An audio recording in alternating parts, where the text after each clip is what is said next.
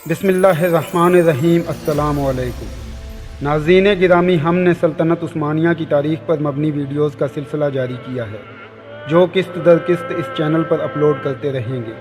Video शुरू करने से पहले हमेशा की तरह आपसे गुजारिश है कि चैनल को सब्सक्राइब करके बेल आइकन का बटन दबा दें। हमने आज की इस वीडियो पर 10 सब्सक्राइबर का टारगेट रखा है। इंशाअल्लाह नाज़रीन गिरामी, हमारी उम्मीद पर पूरा उतरते हुए टारगेट को ज़रूर पूरा करेंगे। सुल्तान मुराद खान सानी दरवेश फितरत इंसान था और एक बहादुर सिपाही था। उसे कैसर की तरह घिनौनी साजिशें ना आती थीं, लेकिन सल्तनत उस्मानिया के उलमा और दानश्वर सुल्तानी बसीरत और तदबीर के कायल थे। सुल्तान ने गालबन अपनी दूर अंदेशी का सबूत देते हुए बहराम और कोतवाल शहर को बताना चाहा, लेकिन कासिम ने उसे मना कर दिया। सुल्तान ने कासिम के मशवरे को फ़ौरन मान लिया। उसके बाद देर तक कासिम और सुल्तान गद्दारों की छानबीन के मौजू पर बातचीत करते रहे। काफ़ी देर बाद जब कासिम सुल्तान से मुलाकात करके लौटा तो शहज़ादा मोहम्मद अपने कमरे में उसका मुंतज़िर था। वो कासिम को देखते ही इस्तकबाल के लिए उठा और उसे अपने करीब मसहरी पर बैठने का इशारा किया। मोहतरम कासिम बिन हशाम, उस दिन मुकाबले के दौरान अगर हमारी कनीज़ की बेटी आपको बरवक्त खबरदार न करती तो सिकंदर आपका सर कलम कर चुका था। शहज़ादा मोहम्मद की बात सुनकर कासिम हैरत से उछला, कनीज़? कौन कनीज़ और कौन सी बेटी? मैं आपकी बात समझा नहीं शहज़ादा हजूर। शहज़ादा मोहम्मद कासिम की बात सुनकर मुस्कुरा दिया और हंसकर कहने लगा, क्या आपको याद नहीं कि मुकाबले के दौरान आप जब मुनस्फीन के पास खड़े थे और तमाशाइयों की जानिब देख रहे थे तो आपके अकब से सिकंदर ने ख़तरनाक वार किया था। उस वक्त आपको खबरदार करने वाली आवाज़ सिकंदर बैग की अल्बानवी कनीज़ की बेटी माज़सी की थी। कासिम हैरत के समंदर में गोते खा रहा था। उसने किसी कदर मासूमियत से कहा, आवाज़ तो नहीं थी, अलबत्ता एक चीख मैंने सुनी थी, लेकिन मुझे ये अंदाज़ा ना हो सका कि वो चीख किस तरफ से बुलंद हुई है। शहज़ादा मोहम्मद अब मज़े ले लेकर मुस्करा रहा था। उसने फिर कहा, जी हाँ जनाब, वो चीख माज़सी की थी। खैर छोड़िए, हम भी मिलते ही क्या गुफ्तगू ले बैठे हैं। सुना है कि आपको शाही सुराग रसां मुकर्रर किया गया है। बरादर मोहतरम, बराए करम हमारे लिए भी एक दो सुराग ज़रूर ढूंढिएगा। शहज़ादा मोहम्मद ने जू मानी जुमला कहा और दोनों खिलखिलाकर हंस दिए। लेकिन कासिम का जहन मुतवातर उस चीख पर लगा हुआ था। वो अभी तक सोच रहा था कि एक लड़की ने इंतहाई नाजुक वक्त में उसकी जान बचाकर उस पर एहसान कर दिया है। वो सोच रहा था कि उसे अल्बानवी कनीज़ की बेटी से मिलकर उसका शुक्रिया अदा करना चाहिए। किसी ख्याल के तहत कासिम ने शहज़ादा मोहम्मद से कह दिया, शहज़ादा हजूर, हक़ तो ये है कि मैं उस लड़की का शुक्रिया अदा करूं, लेकिन सोचता हूं कि उसको कहां तलाश करूं। कासिम के जहन में कुछ और ही ख्यालात गर्दिश कर रहे थे। गालबन उसके अंदर का सुराग रसां हरकत में आ चुका था, वरना इस तरह पहली मुलाकात में शहज़ादा मोहम्मद के साथ वो यूं बेतकल्लुफ़ होने की कोशिश न करता। शहज़ादा मोहम्मद ने कासिम की बात सुनी तो उसका कहका निकल गया। अच्छा, चंद लम्हों में नौबत बेजा रसीद, कहीं हमारे सुराग रसां साहिब गायबाना इश्क तो नहीं फरमाने लगे। नौउमर शहजादे ने अपना क्याफा कायम करते हुए कहा, नहीं शहज़ादा हजूर, ऐसी बात नहीं, मैं तो बस वैसे ही अखलाकी लिहाज से कह रहा था। उस लड़की ने आखिर मेरी जान बचाई है। शहज़ादा मोहम्मद फिर हंस दिया। बिरादर मोहतरम, आपकी अखलाकियात अपनी जगह, लेकिन याद रखिए कि आप मुसलमान हैं और वो एक ईसाई माँ की बेटी है। कासिम के लिए ये बात फिर चौंका देने वाली थी। वो अपने मुकद्दर पर रश्क करने लगा कि सुराग रसानी की जिम्मेदारी संभालते ही पहले कदम पर उसे सुराग मिलना शुरू हो गए थे। उसका जहन एक ईसाई लड़की के बारे में सोच रहा था जिसने त्यौहार वाले रोज़ कासिम की जान बचाई और जो सिकंदर बैग की अल्बानवी कनीज़ की बेटी है। ये यकीनन एक अजीब इत्तेफाक था, उस कदर अजीब कि उसे जानकर कासिम के रोंगटे खड़े हो गए। उसने बेसब्री से बात करते हुए पूछा, लेकिन शहज़ादा हजूर, उस लड़की का पता भी तो अनायत फरमाइए ताकि हम उसका शुक्रिया अदा करने के लिए जा सकें। बहुत खूब, सुबहान अल्लाह, तो हमारे 5 हज़ारी सलाल साहिब और शाही सुराग रसां जनाब कासिम बिन हशाम साहिब एक ईसाई लड़की के दाम व हुस्न में गिरफ्तार हो ही गए।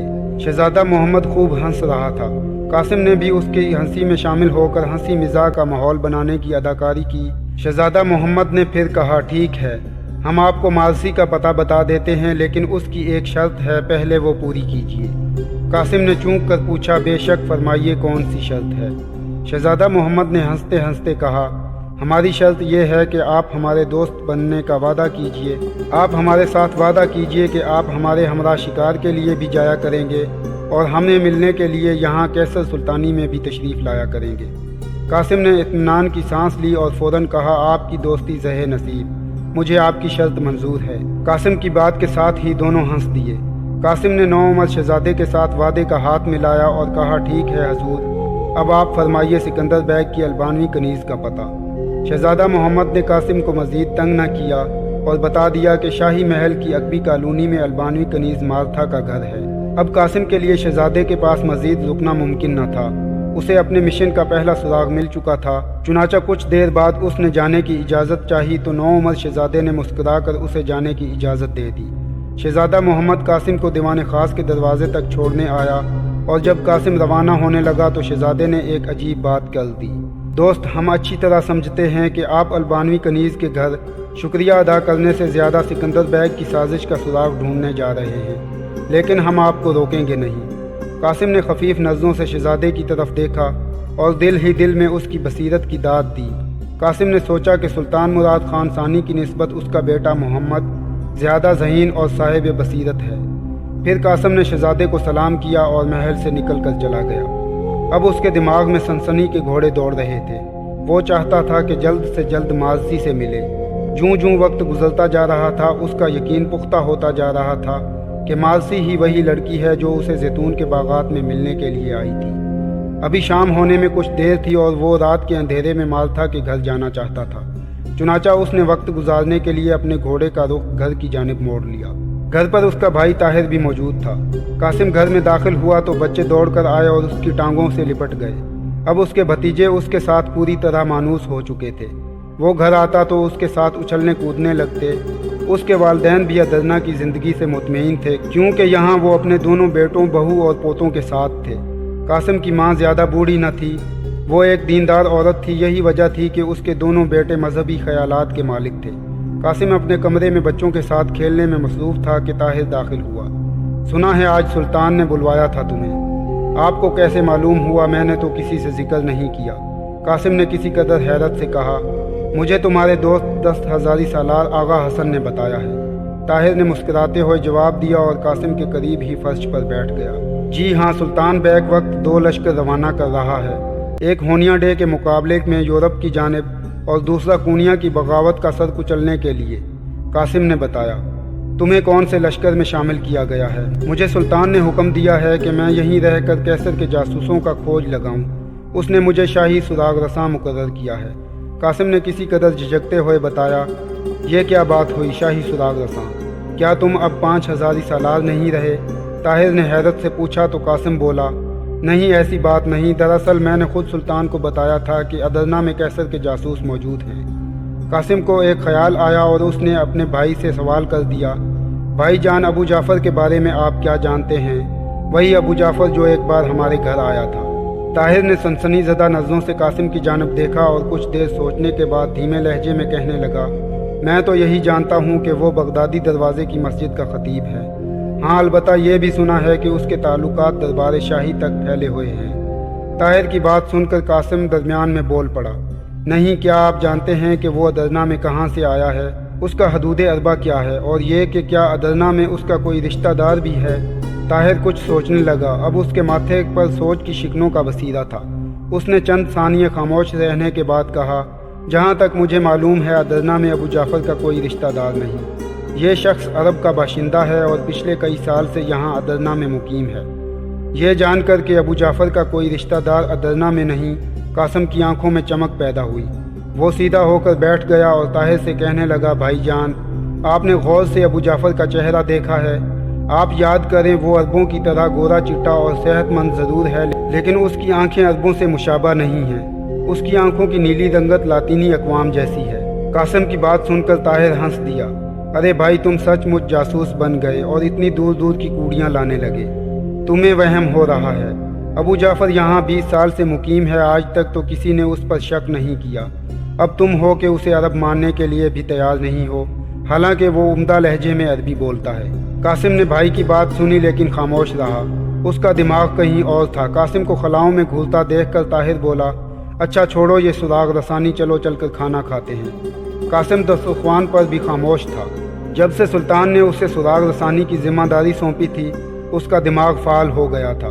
اس وقت وہ قیصر قسطنطنیہ اور ابو جعفر کے بارے میں سوچ رہا تھا اسے محسوس ہوا کہ جو ذمہ داری اسے سونپی گئی ہے اس کی بجا آوری کے لیے ضروری ہے کہ اسے قیصر قسطنطنیہ کی ریشہ دوانیوں کے متعلق پوری معلومات ہوں۔ اسی خیال کے تحت اس نے طاہر سے سوال کیا، بھائی جان، قسطنطین کے بارے میں مشہور ہے کہ وہ جنگ سے زیادہ سازش کے ذریعے اپنے دشمنوں کو مات کرتا ہے، کیا یہ سچ ہے؟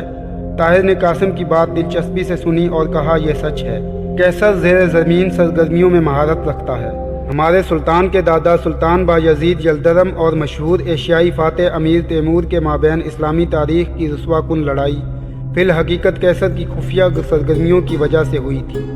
میں نے تربیت گاہ کی لائبریری میں اس مکتوب کی نقل دیکھی ہے جو قیصر نے بایزید یلدرم کے خلاف امیر تیمور کو لکھا تھا۔